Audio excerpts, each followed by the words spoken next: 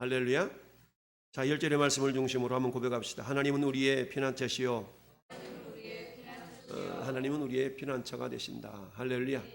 여러분, 뿅아리들이 삐약삐약 놀다가 위험한 상황이 발생되면 이 뿅아리들이 엄마 닭, 암탉 그 날개 아래 싹 다 숨어 들죠. 그 엄마가 품어 들게 됩니다. 물론 닭보다 더 강한 것이 오면 닭은 어쩔 수 없이 또 피해를 당할 수가 있지만, 그러면서 막 벼슬을 내세우면서 엄마 닭이 뿅아리 시키려고 막 그런 모습들 간혹 우리가 보게 되는데요. 자, 하나님은 우리의 피난처시다. 피난처.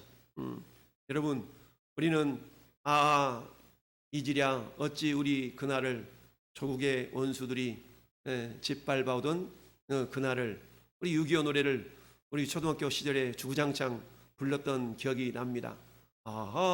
잊으랴 어찌 우리 그날을 조국의 원수들이 짓밟아오던, 아무튼 그 6.25 노래가 지금도 소절소절이 생각이 나는데요. 뭐 특성음 하실라고? 여러분, 그야말로 소련군이 중공군이 연합해가지고 북한을 도와서 밀고 내려와서 결국에는 저 낙동강 그을 전선으로 삼아서 마지막까지 있다가 어때요? 많은 사람들이 피난길 엊그저께도 우크라이나 사태를 말씀드렸죠. 우크라이나 사태 때문에 지금 전쟁 비용이 약 600조 정도 들어갔다고 그러고, 또 우크라이나 나라만 해도 전쟁 복구 비용이 약 470조? 한 500조 정도 들어갈 수 있다는 등, 그야말로 피난민이 1,700만 명이 나왔다는 등 뻘이 이런 일들이 있어요. 그럼에도 불구하고 소련의 부호들은 그야말로 또 슈퍼카를 몰고 유럽으로 여행 다닌다고 오늘 또 뉴스에 보니까 그래서 전혀 전쟁과 상관없이 사는 그런 사람도 있다라고 기사가 올랐던데요. 어쨌든지 하나님은 우리의 피난처시다. 할렐루야. 이걸 우리가 실감하는 사람이 있고, 믿는 사람이 있고, 또는 믿어지는 사람이 있고, 전혀 믿지 못하고 자기 마음대로 사는 사람이 있고, 다양하죠. 우리가 예수를 믿는다 하면서도 어떻습니까? 예수님이 나의 힘이요, 하나님이 나의 힘이요 라고 믿고 살아가는 사람이 있는 반면에, 많은 사람들은 각기 제 길로 갔거늘, 이사야 53장 6절 말씀처럼 각기 제 길로 갔거늘, 내 마음대로 내 뜻대로 그렇게 살아가는 경우가 많죠. 여러분, 우리 이 기도하는 이 시간 굉장히 귀합니다. 할렐루야. 우리가 기도할 수 있다는 것은 응답을 전제로 하지 않습니까? 응답을 전제로 하는 것이 기도잖아요. 기도는 하나님과 우리와 대화를 나누는 것이요, 하나님께 우리 사정을 알려놓는 것이요, 다양하게 기도를 정의할 수 있지만, 그런데 기도하는데 전혀 응답에 대한 기대가 없다면 우리 굳이 기도할 필요가 없죠. 왜 기도하지 않느냐고 물어본다 그러면 많은 사람들이 응답을 경험하지 못하기 때문에, 이것이 과연 이렇게 기도해도 응답이 될까? 라는 그런 생각 때문에 기도하지 않을 수도 있고요. 또 한편으로 기도하지 않는 까닭은 왜 그래요? 그야말로 간절함이 없기 때문이죠. 간절함과 사모함, 결국 근본적으로는 하나님을 신뢰하지 못하기 때문에 기도하지 않는 것입니다. 여러분, 예수님도 마가복음 1장에 보니까 새벽 미명에 예수님이 기도하러 산으로 올라가셨다.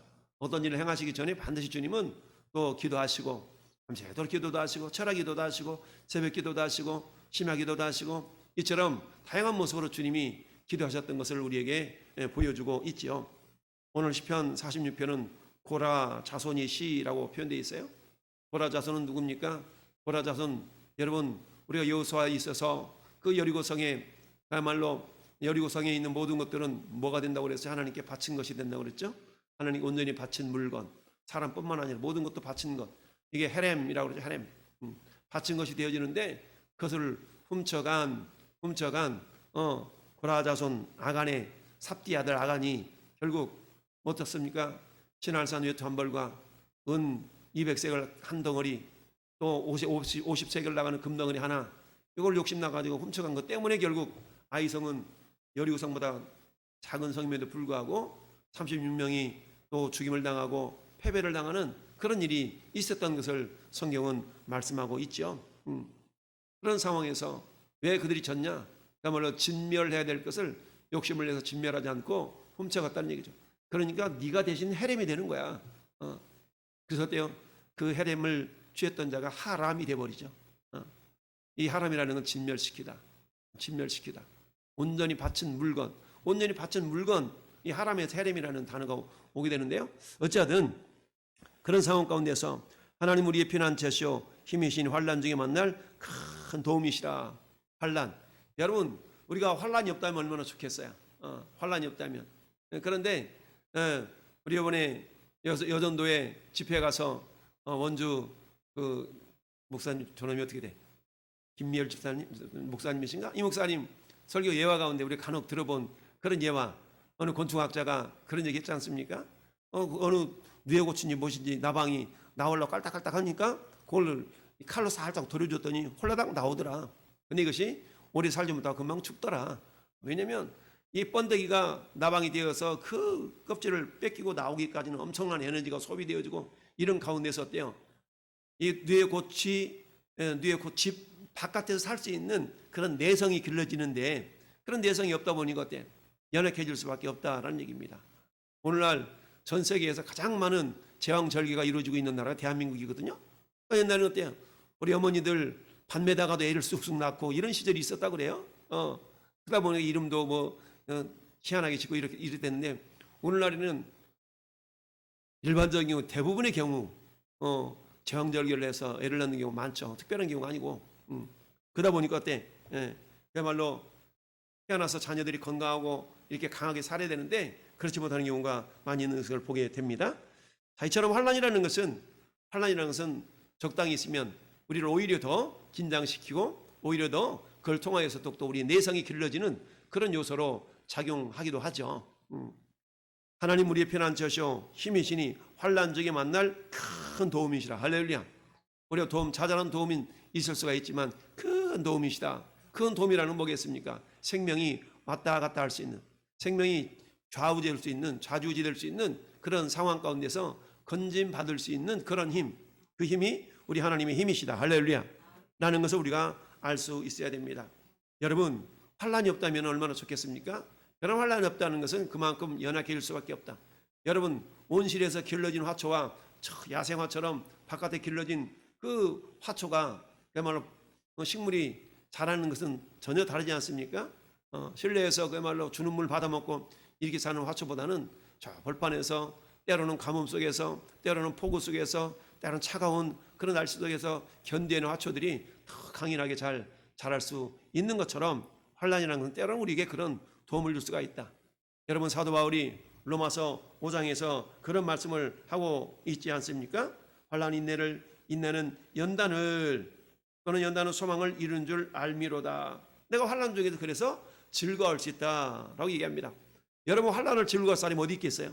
그런데 사도 바울은 그 일생 자체가 주와 복음을 위해 살아가는 그 일생 자체가 엄청난 환난의 세월이었잖아요. 굳이 그 환난을 겪지 않아도 될 환난을 어때요? 하나님의 사람이라는 이유 때문에 하나님의 사역을 감당하는 그 이유 때문에 당하는 여러 가지 환난들이 있어요. 그런데 이 환난을 어떻게? 환난 중에도 즐거워했다는 얘기죠. 여러분 우리가 어려움을 겪고 있는데 그 어려움 속에서 우리가 즐거워하고 기뻐한다 그러면 세상 사람은 뭐라고 말하겠어요? 야, 이 충격 때문에 이게 머리가 좀 어떻게 도는 것 같아. 아마 이렇게 표현할 겁니다. 그런데 성경 속에서 사도 바울은 이 환난 중에도 즐거워할 수 있다. 왜 그래요? 그 환난이 끝이라면, 환난이 마지막이라면 우리는 그렇지 않아도 되죠. 그러나 환난이라는 건 하나의 디딤돌이라는 얘기입니다. 디딤돌이라는 얘기죠. 마치 뱀이 허물을 벗기 위해서 엄청난 에너지가 필요하지 않겠어요? 여러분 그야말로 산모가 이 경험자들 많죠. 애를 하나 낳으려고 그러면 엄청난 에너지가 정말 이렇게 쏟아나는 거 아니겠어요? 그 다음에 이빨이 들뜨고 온몸이 막 부어가지고 그래서 그때 40일 동안 산후조리하고 이런 거 아니겠어요? 그 정도 에너지가 소비가 되는 것이 그야말로 해산의 어떤 고통, 에너지 그런 것이 될 수가 있겠죠. 그런데 환난 중에서도 즐거워할 수 있다? 어떻게 그럴 수 있겠습니까? 엄마들이 아이를 품에 안을 때 그 기쁨을 알기 때문에 어때요? 아우 난 다시 애 안 낳을 거야. 그럼 또 다시 애 낳잖아. 자녀의 기쁨, 참 그런 거 아니겠어요? 여자들이 그런다고 하잖아요. 여자들이 남편을 사랑하는 사랑의 내용과 자식을 사랑하는 사랑의 내용과는 찔이 다르다 그러죠? 찔이 달라. 어떻게 다릅니까? 남편하고는 피가 안 섞어졌어. 근데 내 자식하고는 피가 섞어졌기 때문에 자식 사랑의 그 내용이 이 남편 사랑 내용과 달라. 사랑은 사랑하지만 그렇지 않습니까? 그래서 부부는 헤어지면 남남이지만 부모 자식 간에는 헤어질 수도 없어. 피가 섞여져 있기 때문에. 그런 것처럼 어떤 어려움 속에서도 내 자식만큼은 어떻게든지 지켜내려고 하는 그게 부모의 심정이고, 하나님도 마찬가지죠. 하나님도 우리를 하나님의 자녀라고 그러잖아요. 자녀, 하나님의 자식. 그래서 어때요?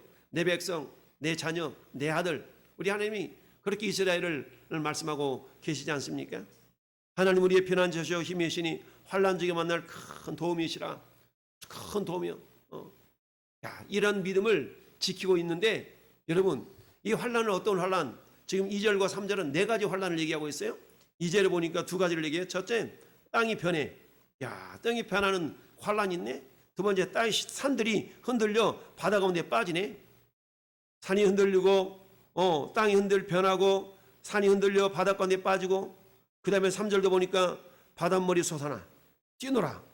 그리고 그것이 넘침으로 산이 흔들려. 2절과 3절의 상황은 뭡니까? 지진, 해일 이런 거 아니겠어요?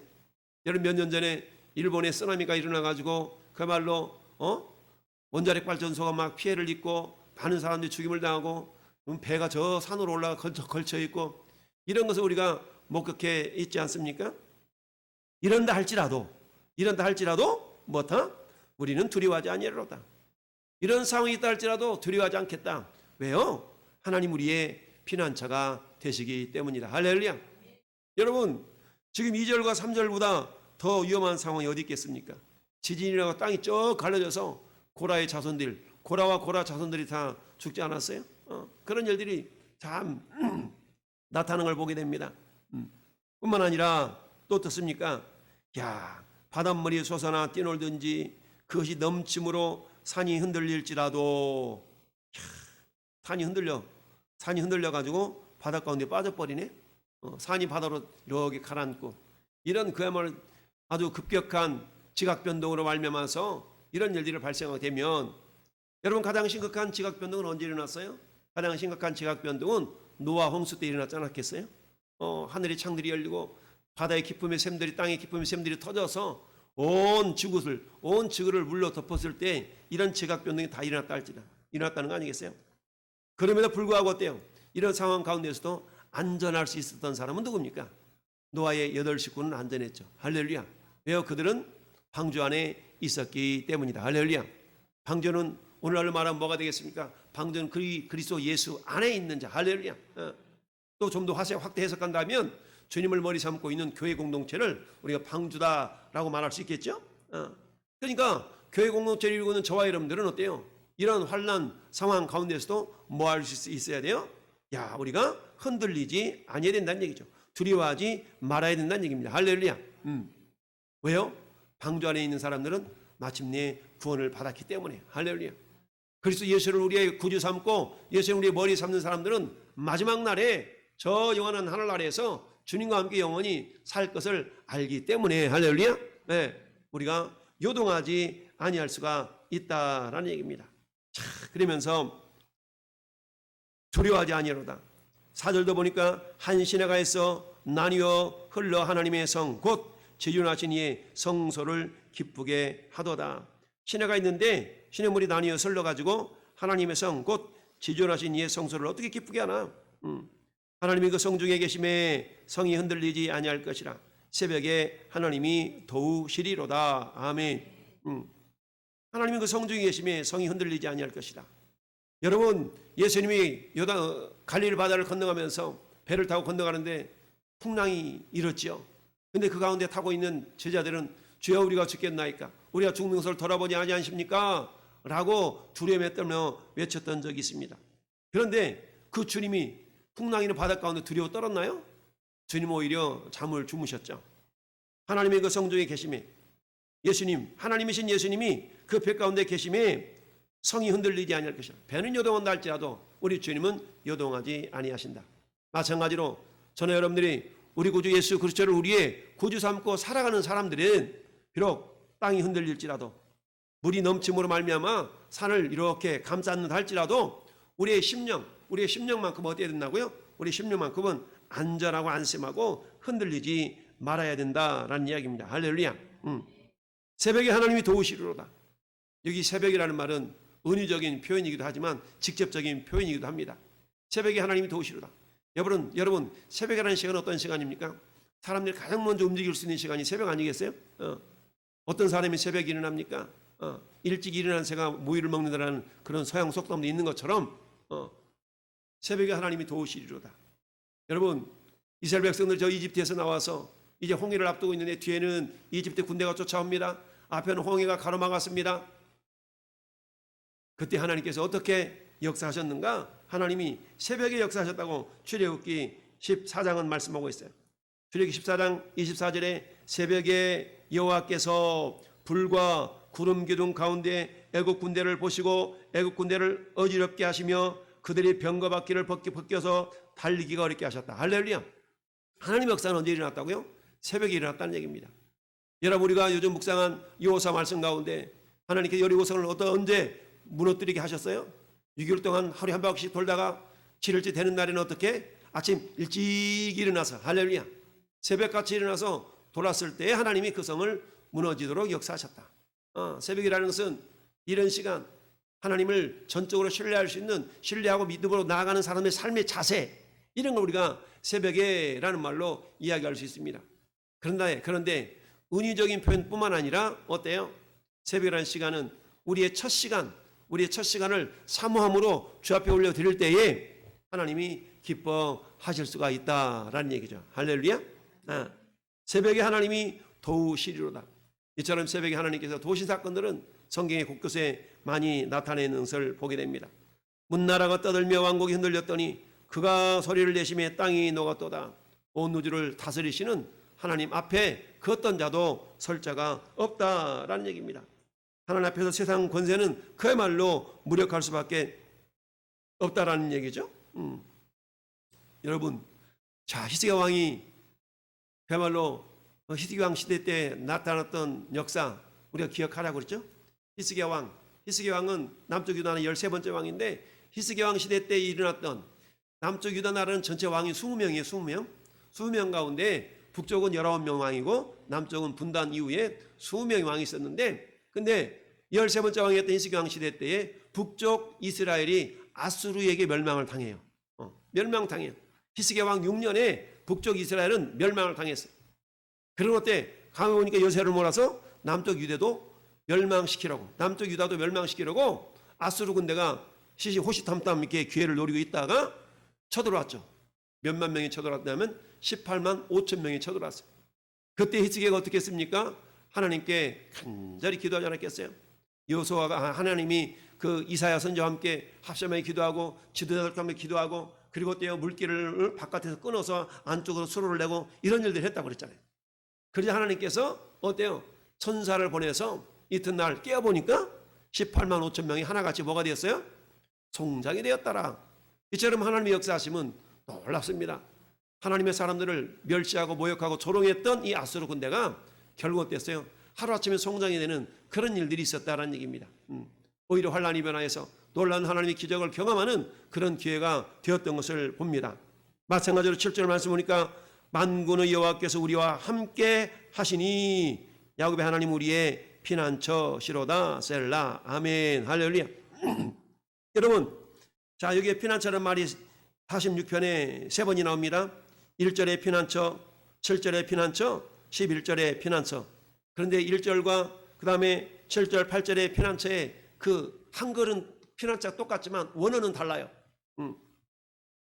1절의 피난처는 그야말로 우리가 어떤 보호할 수 있는 보호소 이런 개념이 있는 반면에 여러분 자 우리 7절에 있는 그 피난처는 어떤 의미냐면 여러분 독수리가 아주 험산줄령 절벽 그 절벽에 한쪽 이렇게 들어가 있는 그곳에 그야말로 거기다가 둥지를 들고 독수리 새끼를 탁 낳아서 이렇게 알이 깨어서 독수리 새끼를 먹이는 그런 장면이 가끔 동물왕국이나 이럴 때 보이지 않습니까? 그런 장소를 오늘 7절에 피난처라는 단어가 그런 단어예요.